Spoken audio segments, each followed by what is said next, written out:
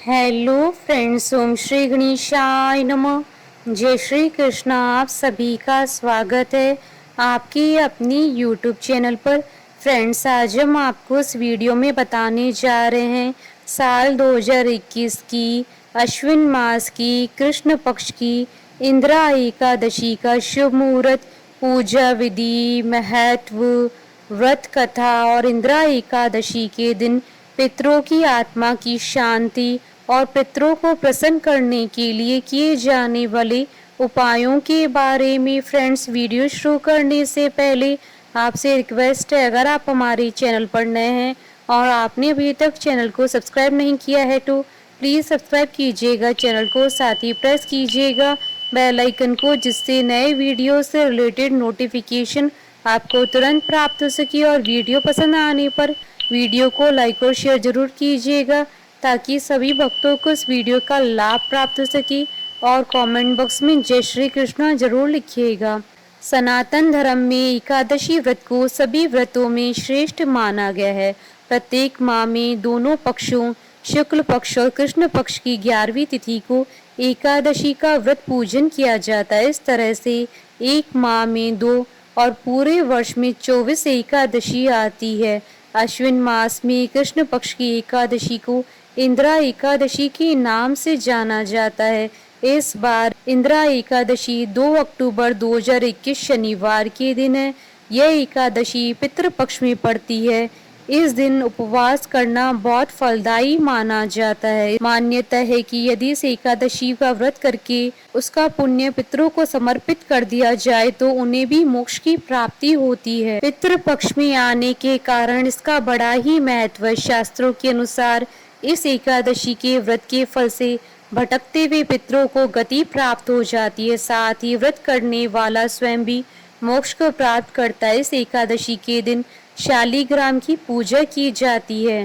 धार्मिक मान्यताओं के अनुसार इस व्रत को नियम और निष्ठा पूर्वक करने से मनुष्य को जन्म और मरण के चक्र से मुक्ति प्राप्त होती है और मोक्ष की प्राप्ति होती है। फ्रेंड्स, अब आइए जानते हैं इंदिरा एकादशी की पूजन विधि के बारे में।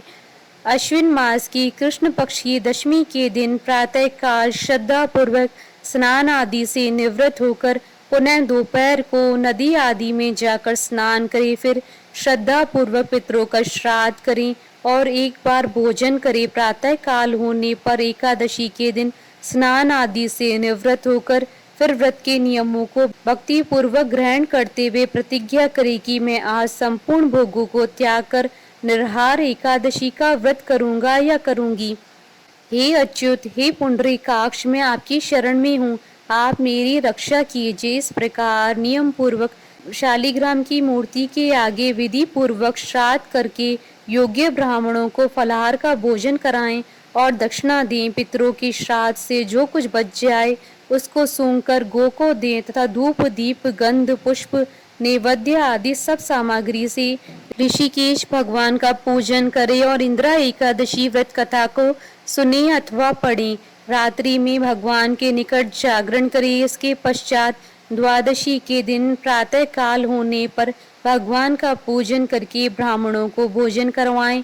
भाई बंधुओं, स्त्री और पुत्र सहित आप भी मौन होकर भोजन करें। इस विधि से आलस्य रहित होकर एकादशी व्रत करें। फ्रेंड्स, अब आइए जानते हैं इंदिरा एकादशी के शुभ मुहूर्त के बारे में।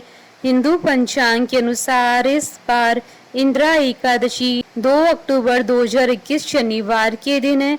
एकादशी तिथि प्रारंभ होगी 1 अक्टूबर 2021 को रात्रि 11:03 पर और एकादशी तिथि का समापन होगा 2 अक्टूबर 2021 को रात्रि 11:10 पर। द्वादशी के दिन व्रत पारण का मुहूर्त रहेगा 3 अक्टूबर 2021 को सुबह 6:20 से सुबह 8:42 पर और हरिवासर समाप्ति का समय रहेगा 3 अक्टूबर 2021 को रात्रि 10:29 पर। फ्रेंड्स, अब आइए जानते हैं पितरों की आत्मा की शांति के लिए इंदिरा एकादशी के दिन किए जाने वाले उपायों के बारे में। जब कभी भी श्राद्ध श्रद्धा से न करके दबाव से किया जाता है या अयोग्य व्यक्ति के द्वारा किया जाता है तो श्राद्ध के बावजूद भी पितरों को मुक्ति नहीं मिलती है। पितृपक्ष की एकादशी के दिन माँ प्रयोग करके इस समस्या का निदान किया जा सकता है। एकादशी के दिन उड़द की दाल, उड़द के बड़े और पूड़ियाँ बनाएं। चावल का प्रयोग न करें। एक कंडा जला लें और उस पर एक पूड़ी में रखकर उड़द की दाल और उड़द के बड़े की आहुति दें। पास में एक जल से भरा पात्र भी रखें। फिर भगवत गीता का पाठ करें। निर्धनों को भोजन करवाएं और उनसे आशीर्वाद लें। इंदिरा एकादशी के दिन भगवान को फल और तुलसी दल अर्पित करें। भगवान के समक्ष भगवत गीता का पाठ करें। निर्धनों को फल का दान करें। एक तुलसी का पौधा जरूर लगाएं। किसी सार्वजनिक स्थान पर पीपल का पौधा भी लगाएं। फ्रेंड्स, अब आइए प्रारंभ करें इंदिरा एकादशी की व्रत कथा। भगवान श्री कृष्ण की भक्ति भाव से विहल होकर अर्जुन ने कहा, हे प्रभु, अब आप कृपा करके अश्विन मास की कृष्ण पक्ष की एकादशी की कथा को कहिए। इस एकादशी का क्या नाम है तथा इसका व्रत करने से कौन सा फल मिलता है, कृपा करके विधान पूर्वक कहिए। भगवान श्री कृष्ण ने अर्जुन से कहा, हे धनुर्धर, अश्विन मास की कृष्ण पक्ष की एकादशी का नाम इंदिरा है। इस एकादशी का व्रत करने से सभी पाप नष्ट हो जाते हैं। नरक में गए हुए पितरों का उद्धार हो जाता है। हे अर्जुन, इस एकादशी की कथा की श्रवण मात्र से ही मनुष्य को अनंत फल की प्राप्ति होती है। मैं ये कथा सुनाता हूँ, तुम ध्यान पूर्वक श्रवण करो। सतयुग में महिष्मती नाम की नगरी में इंद्रसेन नाम का एक प्रतापी राजा राज्य करता था। वह पुत्र पौत्र धन धान्य आदि से पूर्ण था। उसके शत्रु सदैव उससे भयभीत रहते थे। एक दिन राजा अपनी राज्य सभा में सुखपूर्वक बैठा था कि महर्षि नारद वहां आए। नारद जी को देखकर राजा आसन से उठा। प्रणाम करके उन्हें आदर सहित आसन दिया। तब महर्षि नारद जी ने कहा, हे राजन, आपके राज्य में सब कुशल तो है। मैं आपकी धर्मपरायणता देखकर अत्यंत प्रसन्न हूँ। राजा ने कहा, हे देव ऋषि, आपकी कृपा से मेरे राज्य में सब कुशल पूर्वक है तथा आपकी कृपा से मेरे सभी यज्ञ कर्म आदि सफल हो गए हैं। हे महर्षि, अब आप कृपा कर यह बताइए कि आपका यहाँ आगमन किस प्रयोजन से हुआ है। मैं आपकी क्या सेवा करूं? महर्षि नारद ने कहा, हे नृपोत्तम, मुझे एक महान विस्मय हो रहा है कि एक बार जब मैं ब्रह्मलोक से यमलोक गया था, तब मैंने यमराज की सभा में तुम्हारे पिता को बैठे हुए देखा। तुम्हारे पिता महान ज्ञानी, दानी तथा धर्मात्मा थे, मगर एकादशी के व्रत के बिगड़ जाने के कारण वह यमलोक को गए। तुम्हारे पिता ने तुम्हारे लिए एक संदेश भेजा है। राजा ने उत्सुकता से पूछा, क्या संदेश है महर्षि? कृपा कर यथाशीघ्र कहें। राजन, तुम्हारे पिता ने कहा है कि महर्षि, आप मेरे पुत्र इंद्रसेन, जो कि महिष्मती नगरी का राजा है, के पास जाकर एक संदेश देने की कृपा करें कि मेरे किसी पूर्व जन्म के बुरे कर्म के कारण ही मुझे यह लोक मिला है। यदि मेरा पुत्र अश्विन माह के कृष्ण पक्ष की इंदिरा एकादशी का व्रत करे और उस व्रत के फल को मुझे दे दे तो मेरी मुक्ति हो जाए, मैं भी इस लोक से छूटकर स्वर्गलोक में वास करूं।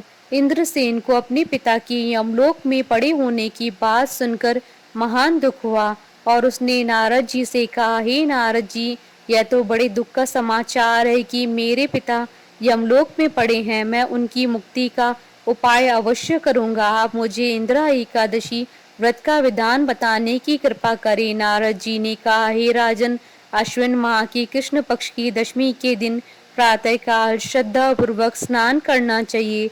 उसके उपरांत दोपहर को भी स्नान करना चाहिए। उस समय जल से निकलकर श्रद्धा पूर्वक पितरों का श्राद्ध करें और उस दिन एक समय भोजन करें। रात्रि को पृथ्वी पर शयन करें। इसके दूसरे दिन अर्थात एकादशी के दिन नित्य कर्मों से निवृत्त होकर स्नान आदि के उपरांत भक्ति पूर्वक व्रत को धारण करें और इस प्रकार संकल्प करें, मैं आज निराहार रहूंगा और सभी भोगों का त्याग कर दूंगा।